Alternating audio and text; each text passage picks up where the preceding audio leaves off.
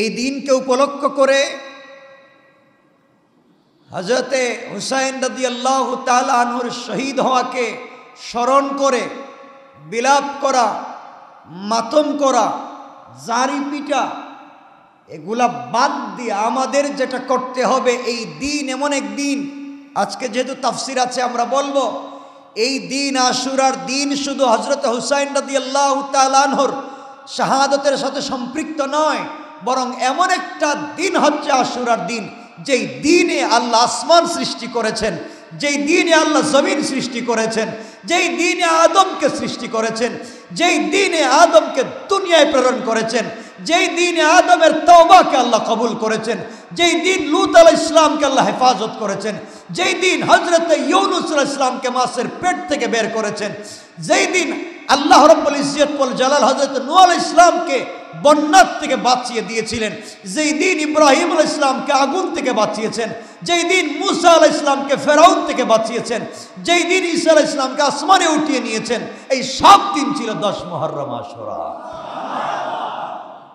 তাহলে এত এত এত এত দিন থাকতে, এত এত ঘটনা থাকতে, আমি আপনি যদি এই ঘটনাকে কেন্দ্র করে আমরা মনে করি এই কারণেই 10 মুহররমের দাম বেশি, এটা কখনো বিশ্বাসযোগ্য হবে না, এটা কখনো ঐতিহাসিক তত্ত্ব হাদিস অনুযায়ী হবে না। কিন্তু এর অর্থ এটা নয় যে আপনি হযরত হুসাইন রাদিয়াল্লাহু তাআলা আনহুর শহীদ হওয়াকে আপনি ছোট করে দেখবেন। তিনি শহীদ হয়েছেন। এই 10 মুহররম আশুরা আরো ঘটবে। পৃথিবীর প্রথম বৃষ্টি যেদিন হয়েছিল এটা ছিল 10 মুহররম আশুরা। পৃথিবীতে প্রথম মানব সৃষ্টি করেছেন 10 মুহররম আশুরা। কিয়ামত যেদিন হবে ওই দিনও থাকবে 10 মুহররম আশুরা, শুক্রবার আসর আর মাগরিবের মধ্যখানে। তাহলে এই দিন কি ছোট দিন না অনেক দামি? এই দিন ভাঙ্গা গড়ার দিন। এই জন্য এই দিন আমাদেরকে রোজা রাখতে হবে ইনশাআল্লাহ। ইয়াজিদ যে কাজ করেছে তার বাহিনী দিয়া, আমরা এগুলো নিয়ে কারবালা লম্বা আলোচনা করেছি। ইয়াজিদ যে কাজ করেছে সেটা নির্মম, কিন্তু মনে রাখবেন একটা কথা, হযরত হুসাইন রাদিয়াল্লাহু তাআলা আনহু শহীদ হইলেন কেন? এর কারণটা কি কারো জানা আছে? কেন তিনি মদিনার রাজত্ব ফালাইয়া, মদিনার রাজ ক্ষমতা বাদ দিয়া কেন কুফায় যাইতে লাগলেন? কেন তাকে কারবালার প্রান্তরে শহীদ হতে হলো? কেন তিনি এই পথ দিয়া গেলেন? কেন যেতে হলো? কি দরকার ছিল মদিনা ছেড়ে কুফায় যাওয়ার? কথা কি বুঝেন আপনারা আমার? কি দরকার ছিল? শুধু কাঁদবেন, মারামারি করবেন এই দিনকে নিয়ে, কিন্তু কেন হযরত হুসাইন শহীদ হলেন? এই ঘটনা কেন? হযরত হুসাইন রাদিয়াল্লাহু তাআলা আনহু শহীদ হয়েছেন, তার উদ্দেশ্য একটাই ছিল, আমার নানা যেই চেয়ারে বসেছেন, আমার চাচা আবু বকর যেই চেয়ারে বসেছেন, আমার চাচা হযরত উসমান যেই চেয়ারে বসেছেন, আমার চাচা হযরত ওমর যেই চেয়ারে বসেছেন, আমার বাবা হযরত আলী যেই চেয়ারে বসেছেন, এই চেয়ারের অনেক দাম। আমি বেঁচে থাকতে আমি আমার জিন্দেগি দিয়ে দিতে পারি, নিজেকে কুরবান করে দিতে পারি, কিন্তু এই চেয়ারে একজন বেয়াদব মদকুরকে দেখতে চাই না। প্রয়োজনে শহীদ হব, এই চেয়ারে অন্যায়কারীকে বসতে দিব না। তার মিশন ছিল, যেই চেয়ারে রাসূল বসে মদিনা পরিচালনা করেছেন, যেই চেয়ারে আবু বকর, ওমর, উসমান, আলী বসেছেন, এই চেয়ারে আমি অন্যায়কারীকে বসতে দেব না। এটাই তো। তিনি যদি চাইতেন তিনি বলতে পারতেন, তার নাম কি, যার নাম একটু আগে বলছি, নামটা আপনারা বলেন তো। শুধু ইয়াজিদ না, তার একজন সাহাবীর সন্তান হযরত মুআবিয়া রাদিয়াল্লাহু তাআলা আনহু, এই পৃথিবীর একজন শ্রেষ্ঠ মহাপুরুষ। মনে রাখবেন, ইয়াজিদের কোন কর্মকাণ্ডের কারণে তার বাবা রাসূলের কলিজার টুকরা সাহাবী হযরতে মুআবিয়া রাদিয়াল্লাহু তাআলা আনহু সম্পর্কে ভুল ধারণা নিয়েন না। কেউ যদি মুআবিয়া সম্পর্কে ভুল ধারণা করে সে কাফের, তার ঈমান থাকবে না। কারণ আপনারা বলবেন যে এত বড় সাহাবীর ছেলে এত খারাপ হইল কেমনে? আপনার খারাপ কতটুকুন জানছেন ইয়াজিদ সম্পর্কে? আবু জাহেল খারাপ মানুষ না ভালো মানুষ? বলেন না। তার ঘরেই জন্ম নিয়েছেন হযরত ইকরিমা রাদিয়াল্লাহু তাআলা আনহু, রাসূলের কলিজার টুকরা একজন সাহাবী। হযরতে নূহ আলাইহিস সালাম ছোট পয়গম্বর না বড় পয়গম্বর? নিজের ছেলেরে ঠিক করতে পারছেন, এজন্য কি তার সম্মান ছোট হয়ে গেছে? হযরত ইব্রাহিম ছোট পয়গম্বর না বড় পয়গম্বর? নিজের বাপটি ঠিক করতে পারছেন? কথা বলেন না কেন? হযরত লূত আলাইহিস সালাম বড় পয়গম্বর না ছোট পয়গম্বর? নিজের বউরি ঠিক করতে পারছেন? তো এটা তো পয়গম্বর করতে পারেন নাই, এটা তো সাহাবী। এটা হচ্ছে আল্লাহর একটা নিয়ম। তো যাই হোক, যেটা বলতে চাই, রাসূল বলেছেন আস-সাহাবাতু কুল্লুহুম উদুল, আমার সকল সাহাবী ইনসাফগার, সকল সাহাবী ন্যায়পরায়ণ। বিআইয়িহিম ইক্তাদাইতুম ইহতাদাইতুম, তোমরা যে কোনো একজন সাহাবীর অনুসরণ করো, হিদায়াত পাবে। কোন সাহাবীকে নিয়ে সমালোচনা করা যাবে না, সাহাবায়ে কেরামকে নিয়ে সমালোচনা করা হারাম। কি বলছি? বলেন কি বলছি? কারণ তারা রাসূলকে দেখেছেন, আপনি আমি রাসূলকে দেখি নাই। এর চাইতে আর কি চান? তারা ঈমানের হালতে নবীজিকে চোখ দিয়ে দেখেছেন। সুবহানাল্লাহ বলেন না? আরে আপনারা জানেন না, কথায় কথা চলে আসলো, এ কথা বলার সুযোগ নাই আমাদের। হযরত ইউসুফ আলাইহিস সালাম যখন জেলে ছিলেন, কোথাকার জেলে? মিশরের জেলে। তিনি কিন্তু মিশরীয় না। কোথাকার? হ্যাঁ, মিশরীয় লোক না। তাকে বন্দি করে দাস বানাইয়া, গোলাম বানাইয়া নিয়ে আসা হয়েছিল, সেটা ভিন্ন। তো যাই হোক, হযরতে ইউসুফ আলাইহিস সালাম দীর্ঘদিন জেলে। তো জেলের কাজ তো করতে হয় নাকি? পায়ে বেড়ি লাগানো, গলায় শিকল লাগানো। ইউসুফ আলাইহিস সালাম ওই বড় বড় পাথর কাটতেছেন, মানে এটা কয়েদিদের কাজ। আমাদের বাংলাদেশে কয়েদিদের কাজ আছে না? কয়েদিদের কাজ ইউসুফ আলাইহিস সালাম করতেছেন। এমন সময় ইউসুফ আলাইহিস সালাম দেখলেন একটা লোক তার উটকে নিয়ে দৌড়াচ্ছে, পাগলের মতো উট দৌড়ায়। এই লোকটা উটের পিছনে পিছনে দৌড়ায়। কাঁধ ছেড়ে দাঁড়িয়ে গেলেন, লোকটার চেহারার দিকে তাকায় কাঁদলেন আর বললেন, তোমার বাড়ি কি কেনান? বলছে, তুমি কেমনে চিনলা? আমি চিনলাম তোমার পোশাক দেখে, তোমার পোশাকটা কেনানীদের পোশাক। তো ইউসুফ আলাইহিস সালাম বলছেন, সত্যি কি তোমার বাড়ি কেনান? হ্যাঁ, আমার বাড়ি তো কেনান। এখানে আসছো কেন? আমার উটটা কাফেলাকে বাদ দিয়ে পাগলের মতো এদিকে ছুটে এসেছে, এজন্য আমিও তার পিছনে পিছনে ছুটে এসেছি। ওই কেনানের উট জানতে পেরেছিল এখানে ইউসুফ আলাইহিস সালাম আছেন, তার গ্রাণ শুগে শুগে পাগলের মতো দেখতে ছুটে এসেছে। আমি যেটা বুঝাতে চাই, হযরত ইউসুফ নিজের পরিচয়কে গোপন করে, যেহেতু তিনি এখন কারাবন্দী, আমরা সেদিকে যাব না। তিনি বললেন, তুমি বলো তো তোমার এলাকার সব থেকে সম্ভ্রান্ত দুই একজন মানুষের নাম বলো। ওই লোকটা বলছে, আমার দেশের সব থেকে সম্ভ্রান্ত মানুষের নাম হযরত ইয়াকুব। সুবহানাল্লাহ বলেন। ইউসুফ আলাইহিস সালাম যখন নিজের বাপের নাম শুনলেন, হাউমাউ করে কাঁদতে লাগলেন। কতদিন বাপকে দেখি না, কতদিন সেই বাপকে দেখি না, যেই বাপ আমাকে ছাড়া একটা মিনিট থাকতে পারতেন না। তো তিনি বললেন, আর কারে চিনো তুমি? বললাম, আমি ইয়াকুবের বাপকে চিনি, তাদের চিড়ি ইব্রাহিম পর্যন্ত আমরা চিনি, তারা সব থেকে সম্মানিত মানুষ ছিলেন। তিনি আবার জিজ্ঞাসা করছেন, বলো তো ইয়াকুবের ছেলে কয়টা? বলে, আমরা জানতাম ইয়াকুবের ছেলে 12টা, কিন্তু একটা হারিয়ে গিয়েছে। এই জন্য বাপ কাঁদতে কাঁদতে পাগল হয়ে অন্ধের মতো হয়ে একটা কুড়েঘর বানিয়ে গ্রাম থেকে আলাদা হয়ে এই কুড়েঘরে বসবাস করছেন। আর আজ 8-10 বছর হয়ে গেছে, এখনো তিনি সেই সন্তানের অপেক্ষায় আছেন। আগন্তুক বলতেছে, বাবা বলো তো তুমি এত কিছু জিজ্ঞাসা করতেছে কেন? ইউসুফ আলাইহিস সালাম নিজের পরিচয় গোপন করে বলছেন, না আমার মনে পড়ছে এই জন্য বললাম।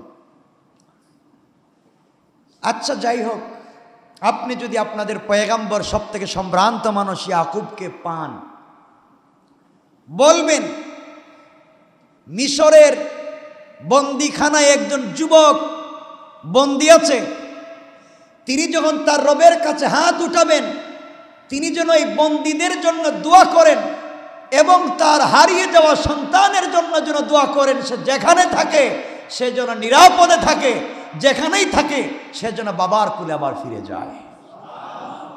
নিজের পরিচয়টুকু দিলেন না।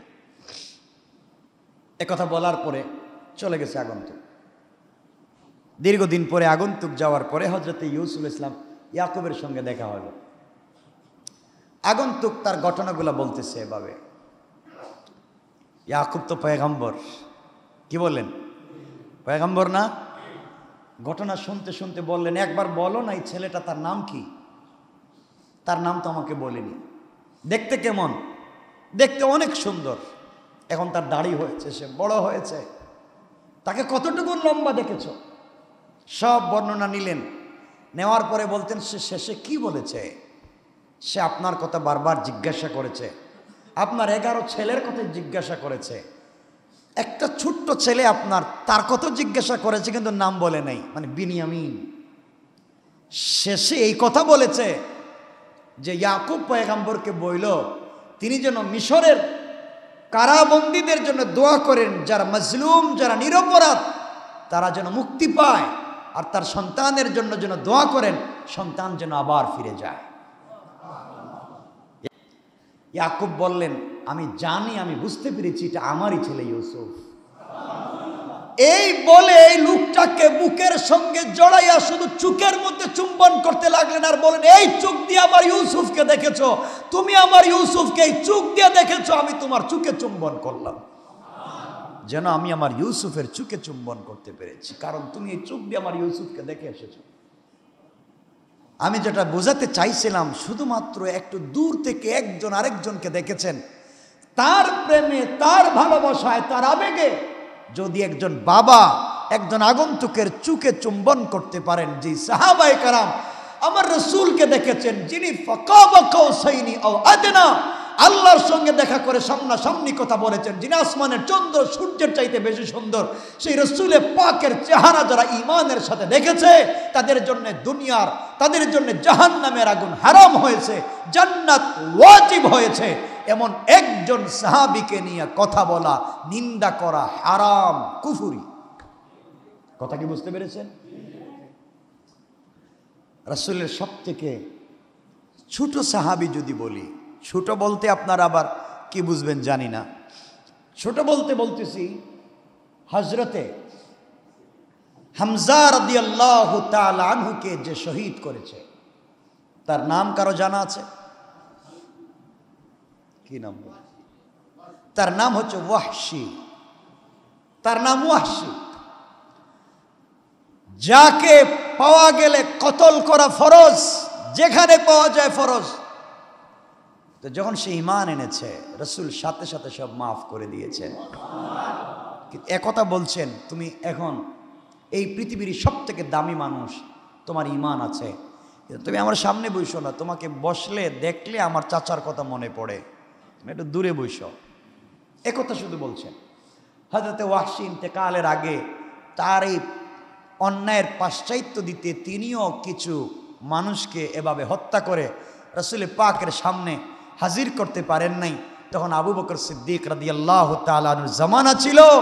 ওই সময় একটা লোক নিজেকে নবী দাবি করেছিল, যার নাম ছিল মুসাইলামাতুল কাজ্জাব।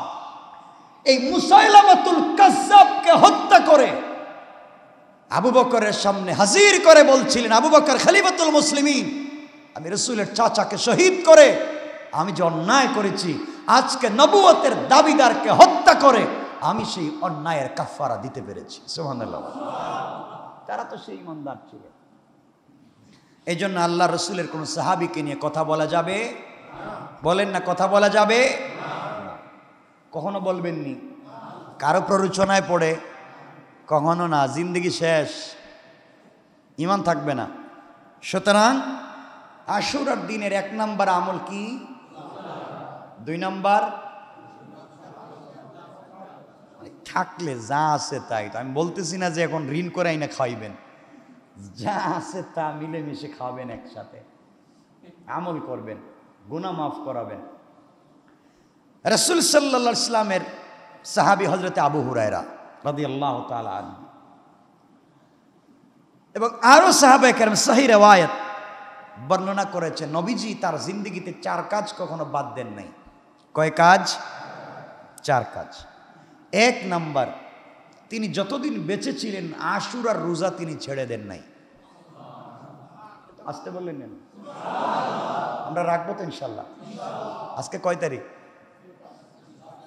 মুহররম মাসের কত? 6 তারিখ। আমরা আশুরা রোজা রাখবো 10 তারিখ, 9 তারিখ, 11 তারিখ, হয়তো 9-10 অথবা 10-11 ইনশাল্লাহ। রসুল বলেছেন একটা রাখলেই তো হয়। রসুল বলেছেন ও খালিফুল ইহুদ, এতটুকু। নবীজি তার জিন্দগিতে 4 কাজ কখনো ছাড়েন নাই। একটা হচ্ছে আশুরা রোজা তিনি ছাড়েন নাই। 2 নাম্বার হচ্ছে জিলহজ মাসের প্রথম 10 দিনের রোজা তিনি কখনো বাদ দেন নাই।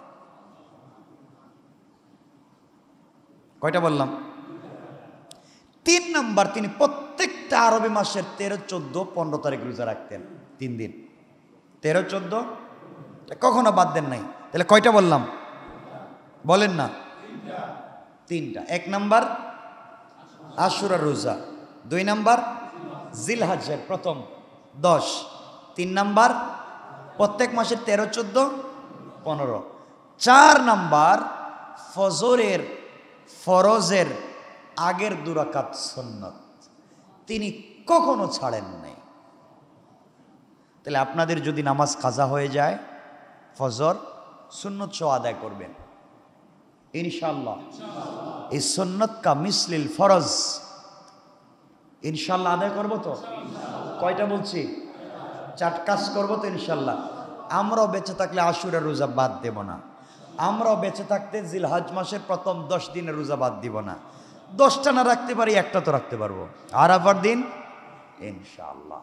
3 নাম্বার হচ্ছে আমরা 13, 14, 15 চেষ্টা করব প্রত্যেক মাসের এই 3টা রোজা রাখবার। 4 নাম্বার সুন্নত অবশ্যই পড়ব ইনশাআল্লাহ। আল্লাহ যেন কবুল করেন। তাহলে আশুরা সম্পর্কে মোটামুটি একটা ধারণা পাইলাম আমরা, নাকি? শুধু হযরত হুসাইন রাদিয়াল্লাহু তাআলা আনহু শাহাদাত না আরো আছে? আরো ঘটনা আছে। এই দিন দুনিয়া ভাঙ্গা গড়ার দিন। এই পৃথিবীর সৃষ্টি থেকে নিয়ে ধ্বংস হওয়া পর্যন্ত এই দিনের সাথে সংশ্লিষ্ট। সুতরাং আল্লাহকে ওয়াস্তে আমরা এই দিনের কদর করব ইনশাআল্লাহ।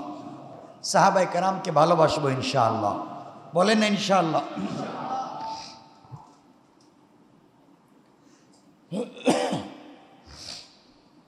এই দিনে হুসাইন রাদিয়াল্লাহু তাআলা আনহু শহীদ হওয়া, এই কথা মনে করে যদি বিলাপ করেন কি সওয়াব হবে? হুসাইন রাদিয়াল্লাহু তাআলা আনহু কোনোদিন কি ঘুষ খাইছেন? আপনি বিলাপও করেন আবার ঘুষও খান, সুদ খান, নামাজ পড়েন না, মিথ্যা কথা বলেন, আমানতের খেয়ানত করেন, গীবত করেন, শিকায়াত করেন, চুগলখড়ি করেন, একজনের অবর্তমানে মিথ্যা কথা বলেন, বানাইয়া বলেন, হাবিজাবি করেন, ষড়যন্ত্র করেন, সবই আপনি করেন। তা আপনি কিসের আশিক রাসূল? আপনি কিসের হযরত হুসাইন প্রেমিক? কথা কি বুঝাইতে পারছি? এগুলো করা যাবে না, এগুলো করা যাবে না। মানুষ হিসাবে তো এটা আমরা করতে পারি না, মুসলিম হিসাবে তো নাই, একজন মানুষ হিসাবে আমরা এটা করতে পারি না ইনশাআল্লাহ। আল্লাহ আমাদেরকে কবুল করুক। এজন্য আমার মুসলমান বন্ধুগণ, গভীর মনোযোগ কথাগুলো ভালো করে শুনেন। আশুরার দিন যে দিন হবে 10 মুহররম, আমরা ওই দিন রোজা রাখবো। আগের দিন অথবা পরের দিন মিলিয়ে রোজা রাখবো। আমরা যেভাবে পারি পরিবার পরিজন আত্মীয় স্বজন নিজের জন্য দিল কোলে হালাল পথে আমরা খরচ করব।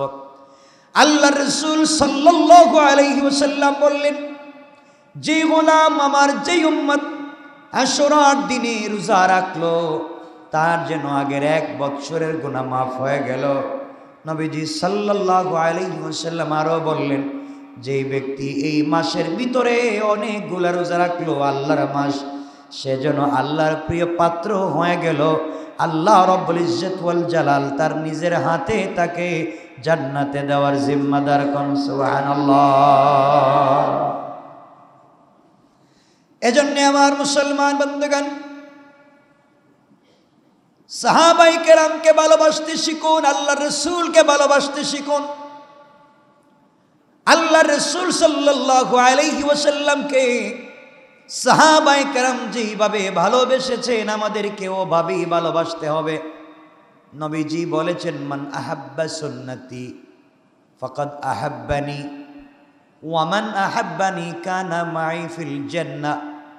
নবীজি বলেছেন, যে ব্যক্তি আমার সুন্নতকে ভালোবাসলো সে যেন আমাকে ভালোবাসে, আর যে আমাকে ভালোবাসলো সে আমার সঙ্গে জান্নাতে পৌঁছে গেল। এজন্য রাসূলকে ভালোবাসি, এটা প্রমাণ করতে হলে রাসূলের সুন্নাতগুলোকে ভালোবাসতে হবে। নবীজির সুন্নাত হলো কারো সঙ্গে দেখা হলে সালাম দেওয়া, কারো সঙ্গে দেখা হলে মুস্কি হাসি দিয়ে কথা বলা, রাস্তার ডাইন পার্শ্ব দিয়ে হাঁটা, রাস্তায় কাটা থাকলে পাথর থাকলে সরাইয়া দেওয়া, কোনো মানুষকে কষ্ট না দেওয়া, মানুষের সঙ্গে ভালো ব্যবহার করে, এগুলা সুন্নাত। আল্লাহর রাসূল বলেছেন, জান্নাতে যাওয়ার জন্য খুব বেশি আমল লাগবে না, শুধুমাত্র কেবলমাত্র অল্প আমল যদি হয়, খালিস নির্ভেজাল আমল যদি হয়, এই আমলের মাধ্যমে কেউ যদি আল্লাহকে খুশি করতে পারে, আল্লাহর রাসূল বলেছেন, আল্লাহ যার উপরে সন্তুষ্ট হয়ে যান, দুনিয়ার পৃথিবীর কোনো মানুষ তার উপরে অসন্তুষ্ট যদি গোটা পৃথিবীও হয়ে যায়, আল্লাহ রাব্বুল ইজ্জত ওয়াল জালাল এই বান্দাকে জান্নাত দিবেন, কেউ তার ক্ষতি করতে পারবে না। এজন্য আমাদের কাজ হলো মালিকের পিছনে দৌড়ানো, মালিককে সন্তুষ্ট করা। আমি বারবার এই কথাগুলো বুঝাইয়া বলেছি, আমরা চাইলে পৃথিবীর সকল মানুষকে সন্তুষ্ট করতে পারবো না, কিন্তু চাইলে রবকে সন্তুষ্ট করতে পারবো একটা সিজদার মাধ্যমে, আল্লাহর রাসূল সাল্লাল্লাহু আলাইহি ওয়াসাল্লামকে ভালোবাসার মাধ্যমে। এই ভালোবাসার জন্য 1000 কোটি টাকা দান করা লাগবে না, এই ভালোবাসার জন্য রাত দিন দাঁড়িয়ে কষ্ট করা লাগবে না। ভালোবাসাটুকুন আল্লাহর নবীকে ভালোবাসা প্রমাণ করার জন্য তার নাম নিয়ে যদি কেউ দরুদ পড়ে, নবীজি বলছেন, কেউ যদি আমার উপরে প্রতিদিন 10 বার দরুদ পড়ে, তাকে কিয়ামতের দিন সুপারিশ করা আমার জন্য ওয়াজিব হয়ে যায়। এজন্য আমার মুসলমান বন্ধুগণ, এই মুহররম মাসে আমাদেরকে শিক্ষা নিতে হবে। হযরত হুসাইন যেভাবে একটা সুন্নতকে জিন্দা করার জন্য নিজের জীবনকে বিলিয়ে দিয়েছেন, 70 থেকে 72 জন লোকের পিপাসার্ত, পানি পান নাই, এরপরেও তিনি কিন্তু চাইলে বলতে পারতেন, ইয়াজিদের কাছে খবর পাঠাইয়া দিতে পারতেন, আমি মদিনায় আছি, সে ইরাক দিমেস্ক বসবাস করুক, সে ওদিকের বাদশা, আমি ওদিকের বাদশা, কিন্তু তিনি তাতে রাজি হন নাই। এর অর্থ হলো সাহাবায়ে কেরাম তো এমন আদর্শ নিয়ে বড় হয়েছেন, যে আদর্শ তারা রাসূল পাকের কাছে দেখেছেন, বিক্রি হতে দেন নাই। আজও আমরা বিক্রি হতে দেব না। আজকে তো আমরা এমন হয়ে যাই, 500 টাকার দাওয়াত দিলেও আমরা নিজের ইমানকে বিক্রি করতে দ্বিধাবোধ করি না, ঠিক না? আমাদেরকে যদি কেউ 500 টাকা দিয়ে একটা সাক্ষী দেন, ও 5 কোটি টাকার ক্ষতি হইতেছে কিনা জানার দরকার নেই, দিন শেষে বিকালে 500 টাকা লাগবে, একটা সাক্ষী দিয়ে দিলাম।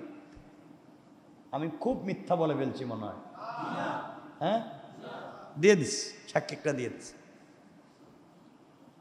আমার বন্ধুগণ মনে রাখবেন, এই দুনিয়ার জমিনে আমাদের মতো আমরা কিছু মানুষ আছি, শুধু রটাতে থাকি, মনে রাখবেন, আমরা যতই গীবত শেখায়ত আর বদনাম রটাই না কেন, রাসূলে পাকের বদনাম রটানো হয়েছিল মক্কায়। হজ্জের সময় পাগল বলা হয়েছিল, হিংস্র বলা হয়েছিল, জাদুকর বলা হয়েছিল। পৃথিবীর মানুষকে রাসূলে পাক থেকে আলাদা রাখবার জন্য আবু জাহাল, আবু লাহাব মুড়ে মুড়ে মানুষ দিয়ে দিয়ে টাকা পয়সা দিয়ে বেতন দিয়ে বলেছিল মুহাম্মদ পাগল। হজ্জে যারা গিয়েছো তার কাছে যাইও না, তার কাছে গেলে বাবা ছেলের সম্পর্ক নষ্ট হয়ে যায়, সে পাগল, সে জাদুকর। এগুলা বলে বলে বদনাম করা হয়েছে। আমি গত জুমার আগের জুমায় বলেছি, জিন্দা থাকলে নিন্দা হবেই।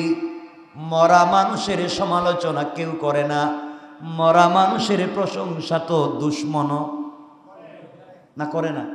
দেখেন সালাম ফিরে একজন দাঁড়ায় বলে, বলো লোকটা কেমন ছিল? সবাই বলে ভালো ছিল। আল্লাহকে ভালো কেমন আমি জানি, কি ভালো ছিল আর না ছিল এটা আমার জানা আছে, তোমরা বললে কি আর না বললে কি। কবরে দেওয়ার সময় সবাই চিল্লার বলে দোয়া পড়ে, মিনহা খালাকনাকুম ওয়া ফিহা নুঈদুকুম। ফেরেশতারা কয় আল্লাহ ও সারা জিন্দেগি আপনার বিরোধিতা করছে, আপনার রাসূলের নাফরমানি করছে, এখন বলতেছি মিনহা খালাকনাকুম ওয়া ফিহা নুঈদুকুম ওয়া মিনহা নুখরিজুকুম তারাতান উখরা। এখন বলতেছে ওখান থেকে তৈরি করা হয়েছে, ওখানে আবার ফিরে নেওয়া হইতেছে। এখন বলতেছে আগো আল্লাহ, ওরা তো বলতেছে এখন নাকি রাসূলের মিল্লতের উপরে শোয়া দিচ্ছে। বলেন এই কথা? কার উপরে শোয়াচ্ছি? মিল্লাতে রাসূলুল্লাহ বলেন না, বিসমিল্লাহ ওয়ালা মিল্লতে। এটার বাংলা কি জানেন নিতে? বিসমিল্লাহ, আল্লাহ তোমার নাম, ওয়ালা তোমার উপরে ভরসা করে এই বান্দারে দিতেছি, মিল্লতে রাসূলুল্লাহ, রাসূলের আদর্শ দিয়া কবরে দিতেছি। আল্লাহ কয় কি রে, প্রথমেই তো দেখলাম দাড়ি নাই, সারা জীবন পড়ছে, শয়তানি করছে, নাফরমানি করছে, আর এখন দিয়েই বললাম মিল্লতে রাসূলে দিছে, ওর তো কিচ্ছুই ঠিক নেই। এ মরার আগে তো দাঁড়িয়ে প্রস্রাব করছে, আছে না নাই? এই যে আপনি যখন মরার সময়, মরে যাওয়ার পরে কবরে মিল্লতে রাসূল বলতেছেন, আসলে তো এর সাথে তো বাস্তবতার মিল নাই। এর জন্য মরার আগে আমরা যেন মিল্লতে রাসূলকে চিনতে পারি ইনশাআল্লাহ। এই জন্য বলতেছি না যে আপনারা দাড়ি নাই বলে যে আমি মস্করা করছি, না, বুঝাতে চাইছি আমি যে দাড়ি রাখছি খুব খারাপ লাগতেছে আমার, যারা এখানে দাঁড়িয়ে রাখছে খুব খারাপ লাগতেছে। দাঁড়িয়ে রাখবেন, এটা পুরুষ মানুষের তো একটা বড় আদর্শ হচ্ছে দাড়ি রাখা। আদম ইসলাম দাড়ি রাখছেন, পৃথিবীর সবথেকে শ্রেষ্ঠ পুরুষ, পৃথিবীর সবথেকে সৌন্দর্যমণ্ডিত পুরুষ, পৃথিবীর সবথেকে চৌকান্না আদর্শবান সুঠাম দেহের অধিকারী পুরুষ ছিলেন মুহাম্মদ রাসূলুল্লাহ সাল্লাল্লাহু আলাইহি ওয়াসাল্লাম। তার দাড়ি ছিল না? ছিল। ইউসুফ আলাইহিস সালাম সুন্দর কম ছিলেন? দাড়ি ছিল? সবারই তো ছিল। দাড়ির কথা আসছে, আধা মিনিটে বলে দিই। রসুলের কাছে একজন সাহাবী আসতেন, কাছে এসে বসতেন, তাকে দেখলে রসুল এদিকে মুখ ফিরাইতেন, ওদিকে মুখ ফিরাইতেন। ও বেচারার দাড়ি ছিল মাত্র একটা। কয়টা? একটা দাড়ি, এদিক সেদিক মুখ ফিরে। উনি মনে করছেন রসুল মনে হয় দেখতেছেন সবার মুখে কি কি দাড়ি, সাপ দাড়ি, আমার মতো আছে একটা, লজ্জা হচ্ছে মনে হয়, তিনি এটা ফালাই দিছে যে রসুল হাসবেন, এটা আমি বরদাস্ত করব না। রসুলের সামনে আসছেন, পরে রসুল তো গেমে গিয়েছেন, রাগ করে ফেলেছেন, তোমার দাড়ি কোথায় গেল? ইয়া রাসূলুল্লাহ, আপনি হাসতেছিলেন, আমার কেমন যেন লজ্জা লাগতেছিল। রসুল বলছেন, তোমার দাড়ি দেখে আর তোমাকে দেখে হাসছিলাম না, বরং তোমার মুখে ছিল দাড়ি একটা, আর আমি দেখলাম রহমতের 70 জন ফেরেশতা তোমার দাড়িতে লটকে আছে। এজন্য আমি হাসছিলাম, আর তুমি এটা ফালাই দিলা। এজন্য আমরা ইনশাআল্লাহ দাড়ি রাখছি, যারা কাটবো না, আর যাদের নাই রাইকা নিমু। আমি জোর জবরদস্তি করছি না, রাইকা নিমু ইনশাআল্লাহ। আপনারা বলবেন বিয়ে শাদী করি এরপরে রাখবো, যেটা মনে করেন করতে পারেন, কিন্তু বিয়ে শাদী করতে পারবেন কিনা এটা আপনি জানেন আর আপনার আল্লাহ জানেন, এটা আমাদের জানা নেই। এই জন্যে ভালোবাসতে হবে আল্লাহর রাসূলকে। কেমনে ভালোবাসবেন 1 মিনিটে বলে দেই। আল্লাহর নবীর একজন কলিজার টুকরা সাহাবী ছিলেন, যার নাম ছিল মুআয ইবনে জাবাল রাদিয়াল্লাহু তাআলা আনহু। হযরতে মুআয ইবনে জাবাল রাদিয়াল্লাহু তাআলা আনহুকে রাসূল পাক যখন ইয়ামানের গভর্নর করে পাঠাইয়া দিলেন, ইয়ামানের গভর্নর করে মুআজ ইবনে জাবালকে রাসূল পাক পাঠায়া দিতেছেন মদিনা থেকে। হযরতে মুআজ ইবনে জাবাল ঘোড়ার পিঠে সওয়ার হলেন। এর আগে রাসূলের সঙ্গে আলিঙ্গন করলেন, কপালে চুম্বন করলেন। ঘোড়ার পিঠে সওয়ার হয়ে ইয়ামানের দিকে চলে যাচ্ছেন। ঘোড়ার পিঠে তিনি সওয়ার আছেন, নবীজি মাটিতে হাঁটতেছেন। হেঁটে হেঁটে পিছন দিকে যাচ্ছেন, নিজের হাতে ঘোড়ার লাগাম ধরে রেখেছেন। কিছু দূর যাওয়ার পরে হযরতে মুআজ ইবনে জাবালের হাতে ঘোড়ার লাগাম উঠায়া বলেন, মুআজ যাও, ইয়ামানে চলে যাচ্ছ, তুমি চলে যাও। যত কাজ করবা অবশ্যই সুন্নতকে জিন্দা রাখবা। হযরতে মুআজ ইবনে জাবাল ছুটতে লাগলেন। নবীজি দাঁড়িয়ে আছেন। হঠাৎ করে আমার নবী পিছন থেকে চিৎকার করে ডাক দিয়ে বলছেন, ইয়া মুআজ, ও মুআজ, একটা বার জীবনের শেষবারের মতো পিছন দিকে তাকাও। মুআজ তো সামনের দিকে ইয়ামানে চলে যায়। হযরতে মুআজের মনে কত আনন্দ, রাসূলকে জড়িয়ে ধরেছি, কপালে চুম্বন করেছি, নবীজি নিজ হাতে বিদায় দিয়েছেন। নবীজি আমাকে ইয়ামানের গভর্নর বানিয়েছেন, আজকের মতো সম্মান আমার আর কারো নাই। হযরতে মুআজ ইবনে জাবাল যখন দৌড়ায়, তার ঘোড়াটা দৌড়ায়, নবীজি তাকাইয়া দেখেন ঘোড়া অল্প অল্প দেখা যায়। দেখবেন সন্তান যখন স্কুলে চলে যায়, গ্রাম থেকে ঢাকা শহরে চলে আসে, মা জননী যত সময় গাড়ি দেখা যায় রাস্তায় দাঁড়ায়া দাঁড়ায়া চোখের পানি ছেড়ে কান্না করে বলে, আল্লাহ, আমার সন্তানকে আমার কোলে তুমি আবার ফিরাইয়া দিবা। জানালার ফাঁক দিয়ে কান্না করে বলছি, মনে সন্তান কোথায় আছে, কেমনে আছে, সন্তান চলে যায় আমার কাছে আবার ফিরাইয়া দিবা। নবীজির কাছে সাহাবায়ে কেরামের ভালোবাসা কম ছিল না, সাহাবায়ে কেরামের কাছে নবীজির ভালোবাসা কম ছিল না। নবীজির আওয়াজ মুআজ ইবনে জাবালের কানে পৌঁছে গিয়েছে। হযরতে মুআজ ঘোড়া থামায়া পিছন দিকে তাকায়া দেখেন নবীজি হাত এভাবে লম্বা করে দু হাত বাড়াইয়া ডাকতেছেন, মুআজ।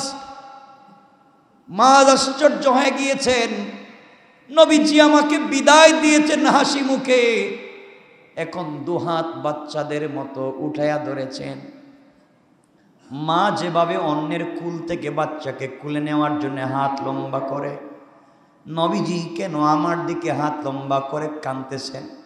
দূর থেকে দেখা যায় নবীজির ঠোঁট বাঁকা হয়েছে, কাঁদতেছেন, ফুফায়া ফুফায়া কাঁদতেছেন, চোখ থেকে পানি পড়ে দাড়ি ভিজে যায়। নবীজি ডাক দিয়া বলছেন, মুআজ ইবনে জাবাল, একটা বার থেমে যাও। আমার মন বলতেছে আজকের যাত্রা শেষ যাত্রা, তোমার সঙ্গে জীবনে হয়তো আমার আর দেখা হবে না। মুআজ রে, আমার জানা মতে এই পৃথিবীতে যত মানুষ আদর্শবান রয়েছে তার মধ্যে একজন অন্যতম মানুষ তুমি। আমার উম্মতের, আমার সাহাবায়ে কেরামের মধ্যে হালাল হারাম সব থেকে বেশি জানো তুমি। তুমি কোরআনের আলেম। ও মুআজ ইবনে জাবাল, তুমি চলে যাও। আমার মন বলতেছে আর দেখা হবে না। কোনদিন মদিনায় আসলে হয়তো নবীজিকে সালাম দিতে পারবে না, আমি নবীজিকে হয়তো আর জীবিত পাবে না, আমি মরে গেলে হয়তো আমার জানাজায় তোমার শরীক হওয়ার সুযোগও থাকবে না। মুআজ রে, আমার মন বলতেছে তোমাকে আমি শেষ বিদায় দিচ্ছি, আর হয়তো তোমাকে কোনোদিন আদর করতে পারবো না, তুমিও আমার কাছে এসে মনে হয় বসবার সুযোগ পাবে না। আশিক রাসূল কার নাম, আশিক রাসূল কার নাম? এই আওয়াজ মুআজ ইবনে জাবালের কানে পৌঁছার পরে গুড়া লাগাম ছেড়ে দিয়েছেন। মদিনার উত্তপ্ত বালির মধ্যে গড়াগড়ি করে কান্না করে বলছেন, আল্লাহ, আমি চাই না এমন জিন্দেগি, চাই না যেই জিন্দেগিতে আমি নবীজিকে দেখতে পাবো না। মুআজ ইবনে জাবাল আবার দৌড়াইয়া রাসূলের দিকে আসতে লাগলেন। নবীজি হাইটা সামনের দিকে গিয়ে দুটো হাত বাড়াইয়া দিলেন। বুকের সঙ্গে জড়াইয়া কাঁদলেন আর বলেন, মাঝ রে, বিপদে পড়লে দৌড়ায় তো আমার কাছে আসছিল, এখন যদি আমি না থাকি কোনো বিপদে পড়ে যাও, আমাকে পাবা না, আমাকে পাবা না। তুমি আইসা আমার কবরের কাছে দাঁড়াইও, আমার রসুলের কবরের কাছে দাঁড়াইয়া তোমার ফায়সালা নিয়ে নিও। সাহাবায়ে কেরাম এমন ছিলেন, ইয়া রাসূলুল্লাহ, আপনি আমাকে বলেছেন ইয়ামানে যাওয়ার জন্য, আমার যেতে আর মন চায় না, আমার গভর্নর হওয়ার শখ নাই, আমি চাই তো সারা জিন্দেগি আপনার জুতাটাকে সোজা করে দেই। আল্লাহু আকবার। এর নাম আশিক রাসূল, যারা সর্বক্ষণ নবীজিকে ভালোবাসতেন, নবীজির কাছে বসাকে পছন্দ করতেন, তার সুন্নতকে জিন্দা করার জন্য নিজের জিন্দেগি দিয়ে দিতেন। এই জন্যে আজকে এই মুহররম মাসের জুমাবারে আমাদের প্রতিজ্ঞা হলো, জীবন থাক আর যাক, আমরা সকল কাজে অবশ্যই রসুলের সুন্নতকে ফলো করব ইনশাআল্লাহ। সবাই বলেন না ইনশাআল্লাহ। আমাদের পরিবারে রসুলের সুন্নতকে জিন্দা করব, আমরা নিজেদের মধ্যে নবীজির সুন্নাতকে জিন্দা করব। আমরা আমাদের বাস্তব জীবন যখন চালাবো, সকল কাজে রাসূলের সুন্নতকে জিন্দা করব। নবীজি তার জীবনে কোনোদিনও তাহাজ্জুদের নামাজ ছেড়ে দেন নাই, কিয়ামুল লাইল তিনি ছেড়ে দেন নাই, ছুটে গেলে দিনের বেলা কাজা করতেন।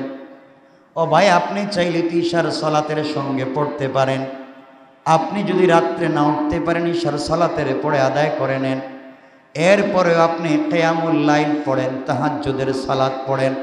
কারণ পৃথিবীর জমিনে 5 ওয়াক্ত ফরজ নামাজের পরে কিয়ামুল লাইল তাহাজ্জুদের নামাজের মতো এত দামি নামাজ আর কোন নামাজ হতে পারে না।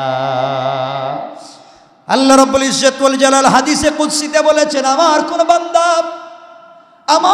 বান্দা গভীর রাত্রে ফরজ নামাজ রেখে ফরজ নামাজ শেষ করার পরে যখন তাহাজ্জুদের সিজদায় পড়ে চোখ থেকে পানি ছেড়ে শুধু সুবহান রাব্বিয়াল আলা বলে, তা না, তার মনের যখন প্রত্যেকটা কথা আমাকে বলতে যায়, আমি আসমানের সকল ফেরেশতাকে সাক্ষী রেখে বলি, শোনো ফেরেশতারা, আমার গোলামের মুখ থেকে ইচ্ছায় হোক আর অনিচ্ছায় হোক যতগুলা দোয়া বের হয়েছে, আমি আল্লাহ তারা সবগুলা দোয়াকে কবুল করে নিলাম। এজন্য আমরা চেষ্টা করব ইনশাআল্লাহ, আল্লাহ আমাদেরকে কবুল করুক। সবাই বলেন আমিন।